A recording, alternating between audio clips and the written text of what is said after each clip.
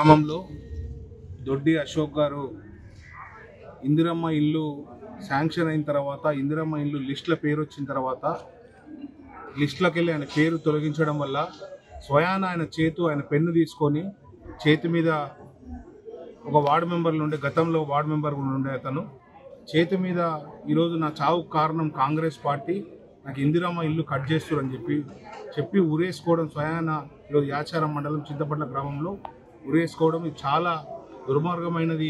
ఈరోజు కాంగ్రెస్ పార్టీ పూర్తిగా ఆయనని కావాలని ఇందిరమ్మ ఇల్లు కట్ చేసి ఆయనను హత్య చేయడం, వాళ్ళు నాయకులు హత్య చేసిన విధంగా ఈరోజు ప్రలోభించారని చెప్పి కూడా నేను తెలియజేస్తా ఉన్నా. ఈరోజు ఇంత దారుణంగా ఎక్కడ ఉండదు.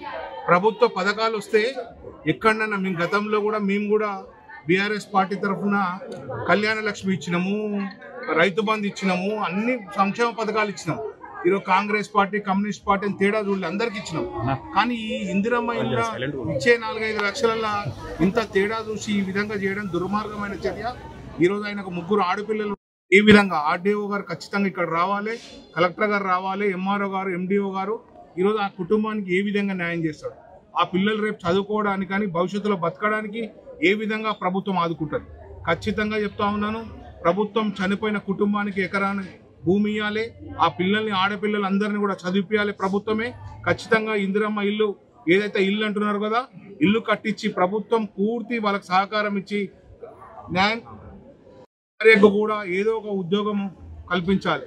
ఎందుకంటే 3 ఆడపిల్లలు ఉన్నారు, వాళ్ళు బతకాలంటేనే రేపు కష్టం. కాబట్టి ఖచ్చితంగా ప్రభుత్వం ఆదుకోవాలి. ఆర్డీఓ గారు పొద్దుగల ఉదయం చనిపోతే ఇంతవరకు ఇక్కడ రాకపోవడము దుర్మార్గమైన పని. ఖచ్చితంగా ఎంఆర్ఓ గారు కానీ ఎండిఓ గారు రావాలి కదా. ప్రభుత్వం ఈ విధంగా చేస్తూ ఉన్నారు. ఈరోజు రాష్ట్రంలో ఇందిరమ్మ ఇళ్ళ పేరుతోని ఈరోజు ముగ్గులు పోస్తూ ఉన్నారని చెప్పి టీవీలలో, పేపర్లలో చూస్తూ ఉన్నారు. ఈ విధంగా మీరు లిస్ట్ వచ్చిన వాళ్ళకు పేదవాళ్ళు ఉంటే ఇవ్వండి. ఈరోజు మా నాయకులు, మీ నాయకులు ఇంట్లో కూడా పార్టీ ఏంటంటే మీ ప్రభుత్వం వచ్చింది, ప్రభుత్వం వచ్చిన తర్వాత కూడా రాజకీయం చేస్తా అంటే ఇదేం పద్ధతి? గతంలో కూడా అందరు కూడా ఇచ్చిండ్రు, రైతు బంధు ఇస్తే అందరికి ఇచ్చినాము, కళ్యాణ లక్ష్మి చెక్కులు ఇస్తే అందరికి ఇచ్చినాము. ఈ పార్టీ ఎవరు అప్లై చేసుకుంటే వాళ్ళకి ఇచ్చినాము. పేదవాళ్ళు ఎవరున్నో వాళ్ళకి చూసేయాలి. కానీ ఈరోజు ఈయన మా పార్టీ, ఈయన ఈ పార్టీ, ఈయన కమ్యూనిస్ట్ పార్టీ, ఈయన కాంగ్రెస్ పార్టీ, ఈయన బీఆర్ఎస్ పార్టీ అని ఇట్లా బొట్లు పెట్టి మీరు ఇస్తా అంటే పద్ధతి కాదు. పేదవాళ్ళు ఎవరుంటే వాళ్ళకి ఇవ్వాలి. నిజంగా నిరుపేదలు ఎవరైతే గురి చేసుకొని ఉన్నారో వాళ్ళకి ఇల్లు ఇవ్వాలి.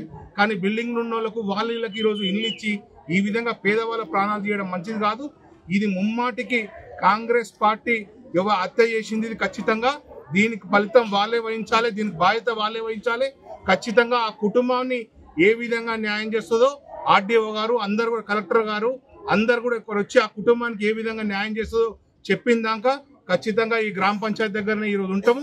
ఆ కుటుంబానికి న్యాయం చేసేంత వరకు గ్రామస్తులు కానీ, మేము కానీ, అన్ని పార్టీల నాయకులు కానీ ఇక్కడే ఉండి ఖచ్చితంగా ఆ కుటుంబానికి న్యాయం చేసే వరకు అంతవరకు ఇక్కడే ఉంటామని కూడా తెలియజేస్తా ఉన్నాను. అన్న, అందరికీ నమస్కారం. ఈరోజు చింతపట్ల గ్రామాల్లో చాలా విషాదం జరగడం, ఆ విషాదం కూడా ప్రభుత్వ వైఫల్యం వల్ల జరగడం జరిగింది. ఎందుకంటే ఈరోజు ఇందిరమ్మ ఇండ్లు కోతికి చిప్పేసి గుంజుకున్నట్టుగా ఇచ్చినట్టే ఇచ్చి గుంజుకోవడం జరిగింది. కాబట్టి దాని విషయంలో దొడ్డి అశోక్ అని చింతపట్ల గ్రామాల్లో అతని పేరు లిస్టులో వచ్చింది. అతనికి జాగ ఉంది, ఇల్లు లేదు. ఆ రకంగా కూడా జాగ లేకుండా మాట్లాడుకున్నాడు. లిస్టులో పేరు వచ్చింది కాబట్టి ఇల్లు కట్టుకోవాలన్న ఆలోచనతో ఉన్నాడు. ఆ ఇల్లు వచ్చిన ఇల్లుని మళ్ళా సర్టిఫికేట్ నుంచి తొలగించడం జరిగిందట. కాబట్టి దాని గురించి దిగ్భ్రాంతి చెంది, బాగా మనస్తాపం చెంది ఆయన ఉరేసుకొని చావడం జరిగింది. ఇట్లాంటి చావులు తెలంగాణ ప్రభుత్వంలో, ఈ రోజున్న ప్రభుత్వంలో చాలా జరుగుతున్నాయి. కాబట్టి ఈరోజు అశోక్ కుటుంబానికి తగిన న్యాయం జరగాలి. న్యాయం జరగాలంటే అతను 3 కుమార్తెలు ఉన్నారు, వాళ్ళకి ఇల్లు లేదు, ఎకరా భూమి లేదు, ఏది లేదు. కాబట్టి అతనికి 1 ఎకరా భూమి ఇవ్వాలి. మరియు అతని 2 బిడ్డలకు కానీ, లేకపోతే వాళ్ళ భార్య కానీ ప్రభుత్వ ఉద్యోగం కల్పించి అతని కుటుంబానికి ఒక ఇంటి జాగా, ఇల్లుని కేటాయించి చేయాలని మేము డిమాండ్ చేస్తున్నాం. అదేవిధంగా తెలంగాణ గవర్నమెంట్లో, ఈ రోజున్న గవర్నమెంట్ ప్రభుత్వం పూర్వ వైఫల్యం జరిగింది. ఈ విషయంలో, అశోక్ విషయాల్లో కాకుండా రైతుల విషయాల్లో కానీ, కూలీల విషయాల్లో కానీ, ఏ విషయాల్లో కానీ చాలా వైఫల్యం జరిగింది. ప్రభుత్వం చేతకాకపోవడం, రైతులను ఇబ్బంది పెట్టడం, కరెంటు సరిగా రాకపోవడం, అన్ని రకాలుగా ఇవాళ మీ 10 ఏళ్ళ ఉన్న తెలంగాణ ఏ రకంగా ఉన్నదో, ఈ రోజు సంవత్సరాల చూసుకుంటే తెలంగాణ ఏ రకంగా ఉన్నదో ప్రజలందరూ ఆలోచిస్తున్నారు. కాబట్టి ఇలాంటి అశోక్ లాగా మళ్ళొక వ్యక్తి కావద్దు, బలి కావద్దు కాబట్టి అలాంటి చర్యలు తీసుకోవాలి. ప్రభుత్వం ఎమ్మెల్యే గారు వస్తారా లేదంటే అధికారులు వస్తారా, ఈ రకంగా ఎవరైనా వచ్చి అశోక్ కుటుంబానికి ఆదుకొని మాకు ఒక హామీ ఇవ్వాలని మేము కోరుకుంటూ మేము డిమాండ్ చేయడం జరిగింది. ఇందిరమ్మ ఇల్లు అందరికి ఇస్తుర్రు, నాకు ఇస్తలేరు. నాకు ఇల్లు స్థలం లేదు, ఇల్లు ఇస్తలేరు అని ఇక నాకు మా ఇంటికి వచ్చిండు. వచ్చి ఎందుకు అట్లా ఏడుస్తావంటే నాకు ఇల్లు ఇస్తలేరు అక్క, నేను వస్తా అని ఇల్లు కోసం అంతే వచ్చిండు సార్.